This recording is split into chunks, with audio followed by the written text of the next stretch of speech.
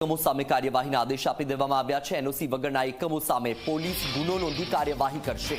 રાજ્યના તમામ કલેક્ટર અને એસપીને આ સૂચના આપી દેવામાં આવી છે। તો જે રીતે રાજકોટમાં આ ઘટના બની ત્યારબાદ હવે તંત્ર એક્શનમાં આવ્યું છે। રાજ્યભરના ફાયર એનઓસી વગરના એકમો સામે કાર્યવાહી કરવા માટેના આદેશ આપી દેવામાં આવ્યા છે। એનઓસી વગરના તમામ એકમો સામે પોલીસ ગુનો નોંધીને કાર્યવાહી કરશે। વધુ માહિતી મેળવીએ સંવાદદાતા હિતલ પાસેથી। હિતલ, જ્યારે ગુજરાતમાં ઘટના બને છે ત્યારબાદ જ તંત્ર એક્શનમાં આવે છે। ફરી એકવાર આ તેનો જ નમૂનો જોવા મળી રહ્યો છે। રાજ્યભરના ફાયર એનઓસી વગરના જે એકમો છે તેની સામે હવે કાર્યવાહીના આદેશ।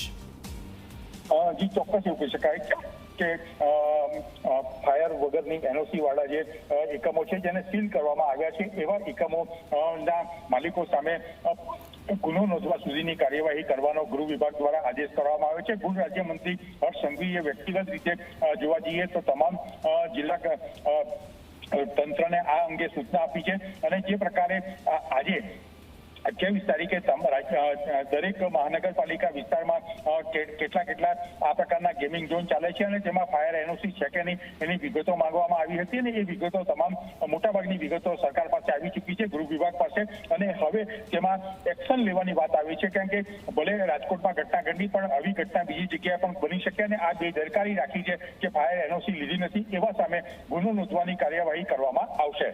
જી બિલકુલ હિતલ, માહિતી બદલ આભાર।